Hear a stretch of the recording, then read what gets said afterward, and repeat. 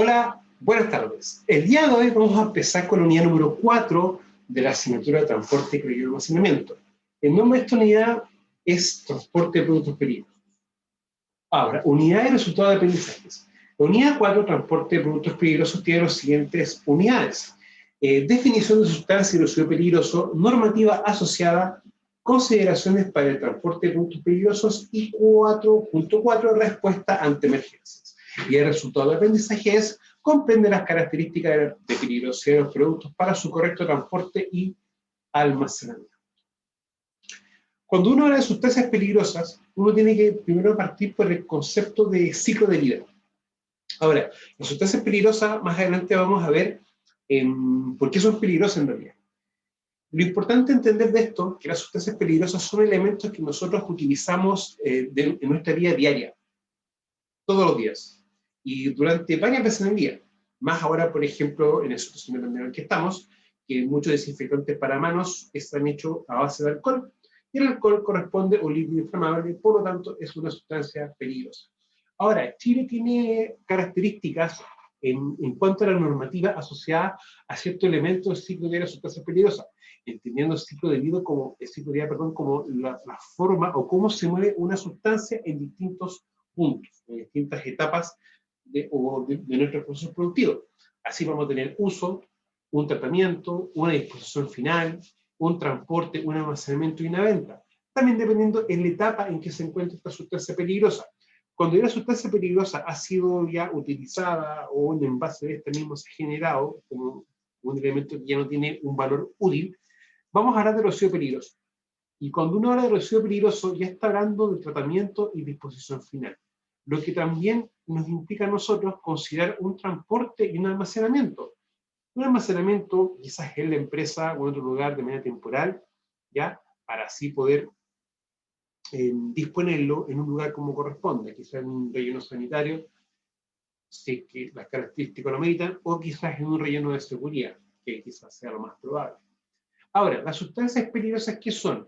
Son elementos químicos y sus compuestos, ¿ya? Como se presentan en su estado natural y se producen y utilizan por la industria. También van a tener distintas características de peligrosidad que pueden dañar directa o indirectamente a trabajadores, a las personas o al medio ambiente. Ahora, las características de peligrosidad para efectos básicos, vamos a trabajar con estas: tóxicas, corrosivas, infecciosas, inflamables, explosivas, radioactivas y venenosas. Y si la sustancia peligrosa presenta alguna de estas características, automáticamente va a ser una característica de peligrosidad, por lo tanto va a ser una sustancia de tipo peligrosa. Otro elemento importante a considerar es nuestra normativa, o la normativa nacional, que para eventos de lo que corresponde a las sustancias peligrosas, vamos a trabajar con dos cuerpos legales en realidad, con la 382, ¿ya? Que me establece 9 clases, o sea que vamos a tener como 9 categorías en realidad de sustancias peligrosas, y también bajo los efectos de embalaje o envase. O sea que dependiendo cómo esta sea embalada o la característica que tenga su envase, también se puede clasificar. Y otro elemento importante es el decreto 157, que es el reglamento de pesticidas de uso sanitario doméstico, que también me va a entregar una clasificación de las distintas sustancias peligrosas. Otra definición de sustancia peligrosa es la que nos da el decreto 43. Ahora, se entenderá por sustancias peligrosas o productos peligrosos, para efecto de la aplicación de este reglamento, aquellas que pueden significar un riesgo para la salud, la seguridad o el bienestar de los seres humanos y animales, siendo aquí clasificadas en la norma chilena de 182 de sustancias peligrosas. Ahora, residuo peligroso. La ley chilena va siempre a contemplar estos dos parámetros, un parámetro para lo que son sustancias y un parámetro para lo que son residuos peligrosos. Estas normativas no son tan viejas, pero tampoco son tan nuevas. El anterior, el decreto 43, parte con el decreto 78, el cual fue oficializado en 2010. Y esto tuvo una génesis más o menos unos 4 o 5 años antes, de como un anteproyecto. Y el 148 ya empezó a partir del año 2000 más o menos. O sea, son cuerpos que tienen 10 y 20 años más o menos, o 15 años, entre 10 y 15 años tienen ambos. Ahora, independiente de la edad que tengan, y uno puede considerar que sean viejos, desde el punto normativo no lo son tanto, ¿ya? Y aún así, pese a que tienen un tiempo, siguen siendo un desafío bien importante para la industria, ¿ya? Ahora, el residuo peligroso, ¿cómo lo define el mismo decreto supremo 148? Residuo mezcla de residuos que presentan riesgo para la salud pública y efectos adversos al medio ambiente, ya sea directamente o debido a su manejo actual o previsto, como consecuencia de presentar algunas de las características señaladas en el artículo 11. El artículo 11 dice, para los efectos presentes en el reglamento, las características de peligrosidad son las siguientes: toxicidad aguda, toxicidad crónica y toxicidad extrínseca. O sea que el concepto de toxicidad va a tener tres como subdivisiones. Hay una definición de toxicidad que es bien sencilla, que es la capacidad que tiene una sustancia para dañar un organismo o una estructura viva. ¿Ya? Ahora, también tenemos lo que es inflamabilidad, reactividad y corrosividad. Bastará la presencia de una de estas características en un residuo para que sea clasificado o calificado como residuo peligroso. O sea, basta que el residuo tenga una de estas características, solamente una, para ya considerarlo como residuo peligroso. Ahora, un residuo tendrá la característica de toxicidad aguda cuando es letal en bajas dosis en seres humanos y se considera que es un residuo que presenta tal característica. Ahora, cuando un residuo contenga más de una sustancia tóxica, se considera que presenta la característica de toxicidad crónica, y un residuo tendrá la característica de toxicidad extrínseca cuando su eliminación pueda dar origen a una o más sustancias tóxicas agudas o tóxicas crónicas en concentraciones que pongan en riesgo la salud de la población. O sea, acá también tenemos diferencia en cuanto a la concentración de la característica, ¿ya? Y a la formación de otras sustancias, ¿ya?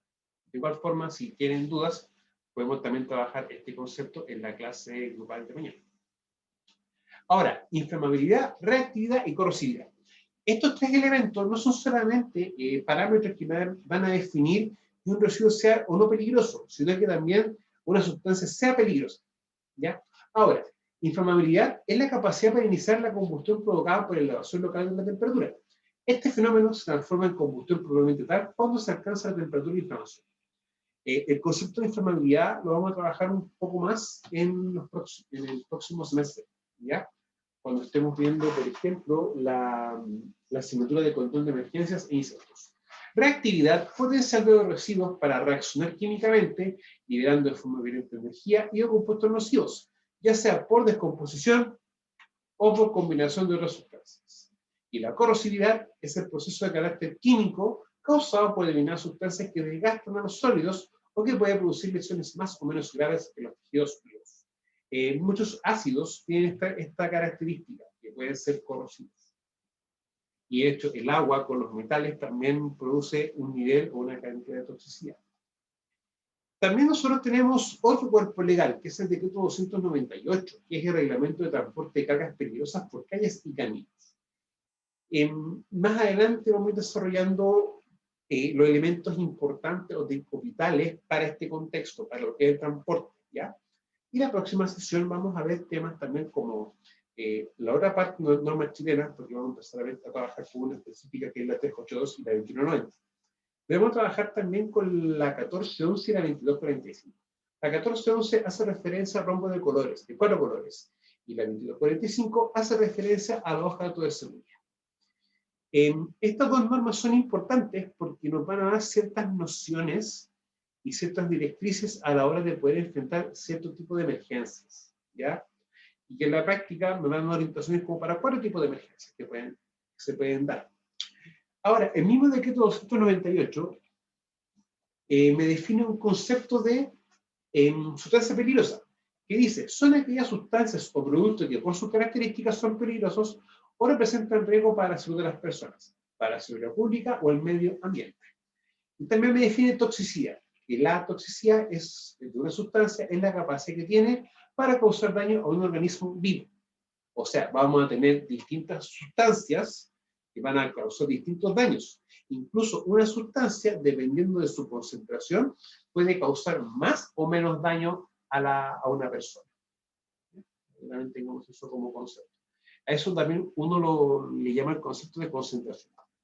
Ahora, tenemos clases y divisiones, ¿ya?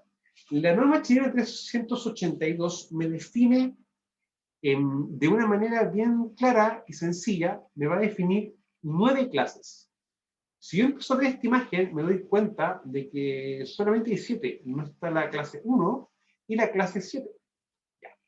Yo esas dos clases no las toco tan en profundo, o las toco muy por encima en esta sección, porque son dos clases que van a tener diferencias. O sea, la clase 1 hace referencia a todo lo que son los explosivos. Y los explosivos de por sí ya tiene una normativa específica. ¿Ya? Ahora, la clase 7 hace también referencia a los elementos radiactivos, que también van a tener su normativa específica. ¿Ya? O sea, que tienen ya trabajos particulares. ¿Ya? Lo que nos deja que podamos ver en la clase grupal algunos elementos importantes de estas dos clases, ya que uno debe considerar a la hora del transporte. ¿Ya? Bueno, la clase 2 corresponde a los gases, la clase 3 a los líquidos inflamables, la clase 4 a los sólidos inflamables, la clase 5 a las sustancias componentes y peróxidos, a la clase 6 sustancias tóxicas y sustancias infecciosas, y acá no está considerada o contemplada la división 6.2, que son sustancias infecciosas. Las sustancias infecciosas para el caso de transporte, por ejemplo, pueden ser algún desecho de un hospital, ya sea, por ejemplo, jeringa, bisturí, algún desecho humano, como por ejemplo algún producto de una operación, de una cirugía, ¿ya? Que tiene que tener un tratamiento específico. Bueno, sustancias corrosivas y las sustancias y objetos peligrosos varios. Muchos no saben, pero por ejemplo las pilas, los motores eléctricos, se consideran como esto, como una clase 9. Ahora, estas clases, si ustedes se van dando cuenta, también sirve como una identificación de peligro. Y el riesgo viene dado con la forma de interacción y yo, trabajador o yo, conductor, voy a tener con estas sustancias. Bueno, vamos a tener los explosivos, que los explosivos es la clase, y después vamos a tener divisiones. Siempre el primer número de la división hace referencia a la clase, y el segundo número ya va a hacer referencia a un riesgo específico o alguna característica particular que tenga la sustancia. Ahora, cuando nosotros empezamos a ver este rombo, ya un rombo de color rojo, me dice explosivo y dice 1.1, o sea, si yo voy conduciendo y digo, veo esto, dice riesgo con explosión masiva, ¿ya? Después, por ejemplo, 1.2 con proyección, y así vamos a tener diferencias, ¿ya? Lo importante de esto es que de un punto a otro, también la clase de división te responde a la norma china 382, pero este rombo, en esta forma, te responde a la norma china 2190. Y esto a nosotros nos sirve de una forma u otra para tener una noción de lo que estamos o lo que se está transportando. Las bodegas también tienen la obligación de tener estos rótulos, ¿ya? Los rótulos también van a cumplir una característica, que pueden ser vistos a una distancia mínima de 15 metros. Por lo tanto, si uno se da cuenta de esto, hay un líquido inflamable, que uno lo va a ir diferenciando básicamente por el primer número de la clase, ¿ya? Uno puede tomar también ciertas medidas de control. Otro punto importante es también empezar a darnos cuenta de que el almacenar sustancias peligrosas también implica, por ejemplo, cómo vamos a manejar la emergencia. Y eso lo importante es tomar en cuenta de que todo equipo de respuesta de emergencia, por ejemplo, como bomberos, ¿ya? Debe tener, y también en este caso carabineros y lo que es ambulancia, deben contar con un plano de nuestras instalaciones donde tengamos un croquis. La ubicación de las distintas bodegas, ¿ya? Con el tipo de sustancia almacenada, la cantidad y el formato. Bueno, en la asignatura que tengamos más adelante de control de emergencia e incendio, vamos también a trabajar con la norma china 436. Y una norma china que ya yo les he nombrado. De que hay un punto muy importante en esta norma chilena, que es la obligación del empleador. Y dentro de la obligación del empleador está el plan de emergencia. Y una de las estructuras importantes del plan de emergencia es que este debe ser entregado a los distintos servicios, ¿ya? Para que ellos puedan tener noción de lo que está almacenado y de lo que se están exponiendo en el caso de tener que atender una emergencia.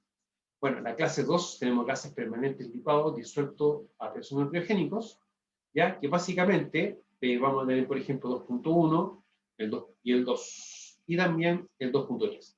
Diferencia entre ellos las características de peligrosidad netamente, ¿ya? Ahora, siempre van a tener que tener una orla negra, uno o dos colores dependiendo del tipo de sustancia, ¿ya? Una orla blanca y después ya el color de la sustancia, o de la clase, en este caso, y división que pertenezca, ya que es también una de las formas. Esto no responde a un mero capricho, sino que responde también a la misma, hay una norma chilena que también te define la estructura o cómo debe estar este pictograma.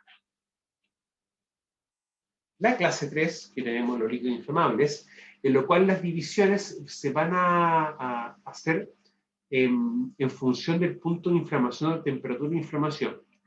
Ya, de una forma bien sencilla, temperatura de inflamación hace referencia a la temperatura tal que un líquido inflamable puede empezar a generar gases, y ese gas, al estar en contacto con una fuente de ignición o una llama, puede producir una explosión. Tenemos la sustancia, o la clase 4, que tenemos sólidos inflamables, que puede ser material espontáneamente inflamable o peligroso en contacto con el agua. 4.1, sólidos inflamables. 4.2, materialmente espontáneamente combustible. Y 4.3, material que está peligroso cuando está mojado. En la clase 5, que son las sustancias comburentes peróxidos orgánicos, acá tenemos los peróxidos orgánicos y los comburentes, y esto sí ustedes lo han visto, ¿ya? Y esto es también es un elemento que se utiliza mucho como compuesto base para poder fabricar blanqueadores o desmanchantes de ropa. La clase 6, que son las sustancias venenosas o tóxicas, ¿ya? En este caso nocivo veneno, sustancia infecciosa. ¿Ya? Siempre me hacen una pregunta, me dicen, Álvaro o profe, bueno, dependiendo del contexto, ¿alguna sustancia que puede tener dos divisiones? Sí, lo puede ser. Y esto ustedes lo han visto cuando se transportan camiones, por ejemplo, con algún ácido, que te va a salir veneno, y después te va a salir esterolictorama, ¿ya? Recuerden que estas son características de peligrosidad, por lo tanto, una sustancia puede tener ambas características de peligrosidad. Las sustancias radiactivas, ya que se van a dividir dependiendo del nivel de radiación, las sustancias corrosivas, que tenemos este pictograma, y luego las sustancias peligrosas tales, que es lo que tenemos nosotros acá. Ahora, lo importante entender también es que un camión debe tener rótulos para poder identificar lo que está transportando, ¿ya? Así dice, los rótulos deberán poseer las características que se refieren a la norma chilena oficial 2190 de 1993, los que serán fácilmente visibles por la parte delantera, trasera y por ambos costados, sin establecer el lugar específico de ubicación, ¿ya? O sea, la ley dice que debe estar adelante, atrás y en los costados, pero no te dice específicamente en qué ubicación. Por ejemplo, si vemos esta imagen, nos vamos a percatar de que en la parte delantera ya tenemos acá este rombo de acá, y acá tenemos un concepto que se llama ese famoso número ONU, el NU. El número ONU cumple una particularidad, que es como el carnet de identidad de toda sustancia peligrosa. Cada sustancia peligrosa va a tener un número ONU específico. ¿Ya? Ahora, en esta foto de acá, por ejemplo, nos damos cuenta que tiene el rótulo o el rombo de la 2190 y el número ONU, y acá también en los costados. Y tenemos también unas distintas leyendas acá. Ahora, este vehículo de transporte tiene una bandera de color rojo. Me gustaría que alguien me preguntase eso en la clase grupal para poder un poco desarrollar ese concepto, porque eso ayuda a los distintos conductores. Y le ayuda para saber una situación en que se encuentra ese vehículo. O sea, no estoy hablando de una situación de emergencia, ojo, pero sí, si el vehículo pierde el control, a nosotros nos puede dar una orientación de qué hacer en caso de emergencia, como conductor en realidad. Bueno, acá tenemos el gas comprimido, ¿ya? Inflamable, o sea, que está transportando, podemos comprimir un inflamable, o sea, no más para que esté transportando tubo de oxígeno, por ejemplo. Y el número ONU. El número ONU es muy importante que siempre esté en los vehículos, ¿ya? Y no es por un tema de responder un capricho, un mero capricho, sino que los números ONU tienen nos dan una ayuda. Hay un concepto que es control de emergencias, pero el control de emergencias química.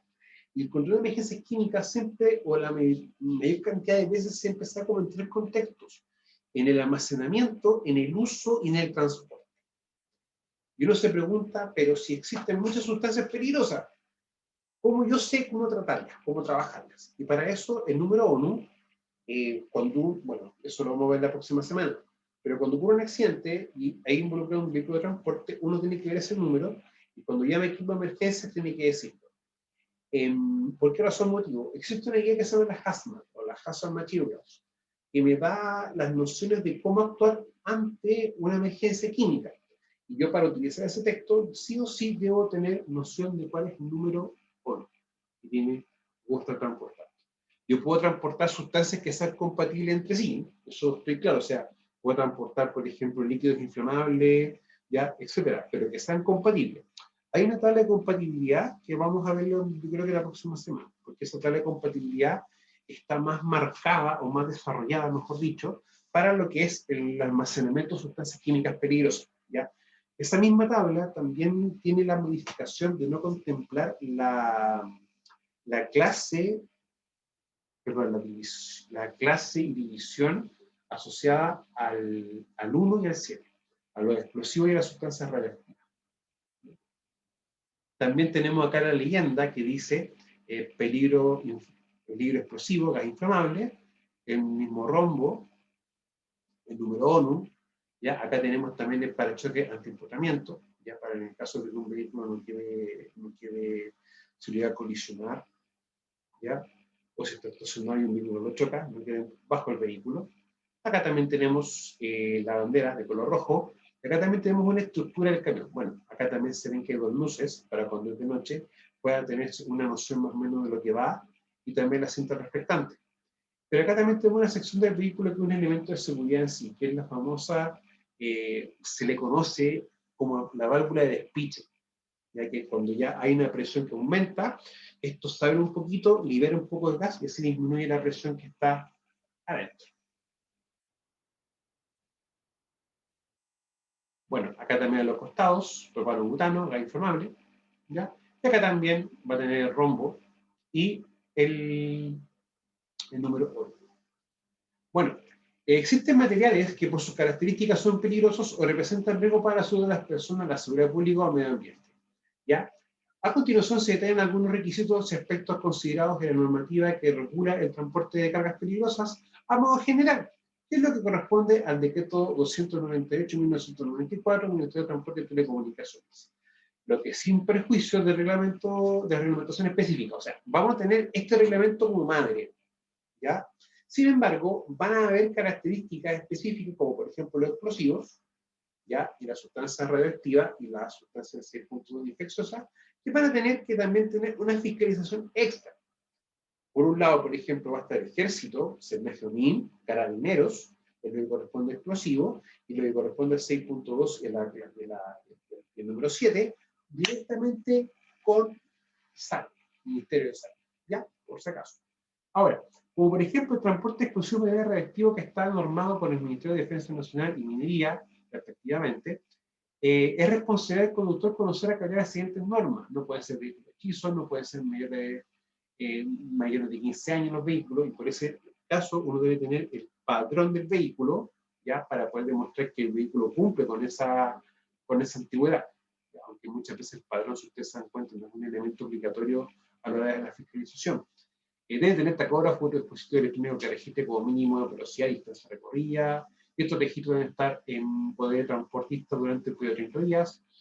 Deben contar con un sistema de radiocomunicaciones o portar un aparato de telefonía móvil, celular de vuelo nacional, y deben poseer los rótulos en concordancia con la norma china 2190, como lo que tenemos acá. Ahora, en el transporte debe cumplirse entre otros lo siguiente: no transportar sustancias peligrosas conjuntamente con animales, alimentos, medicamentos o otro tipo de carga, salvo que sea combustible. Durante la carga y descarga, el motor debe estar detenido, ¿ya? ¿Y cuándo puede funcionar? Exceptuando cuando esto tiene que funcionar para que exista una bomba, pueda sacar o colocar combustible dentro del camión cisterna. Bueno, después que un vehículo haya transportado sustancias peligrosas, se debe limpiar, ya para un nuevo cargamento, y los vehículos que transportan sustancias peligrosas para evitar el uso de vías en áreas densamente pobladas y no pueden circular por túneles cuya longitud sea superior a 500 metros cuando estos tienen una vía alternativa. Bueno, para el transporte la autoridad puede fijar restricciones al uso de las vías, señalizando los tramos restringidos y asegurándonos la ruta alternativa correspondiente. Puede establecer también restricciones respecto de los lugares de libre estacionamiento de carga y descarga, y los vehículos deben estacionarse con el freno de estacionamiento. Los vehículos solo pueden estacionarse para el descanso o alojamiento de los conductores en áreas realmente determinadas por autoridad competente, y en la inexistencia de tales áreas debe evitarse el estacionamiento en zonas residenciales, lugares públicos o de fácil acceso al público, áreas densamente pobladas o de gran concentración de personas o vehículos. Esto muchas veces, bueno, la ley lo estipula así para evitar que si llegase a ocurrir un accidente, tengamos una mayor cantidad de gente expuesta y pueda ocurrir o puede haber una condición peor o una consecuencia peor.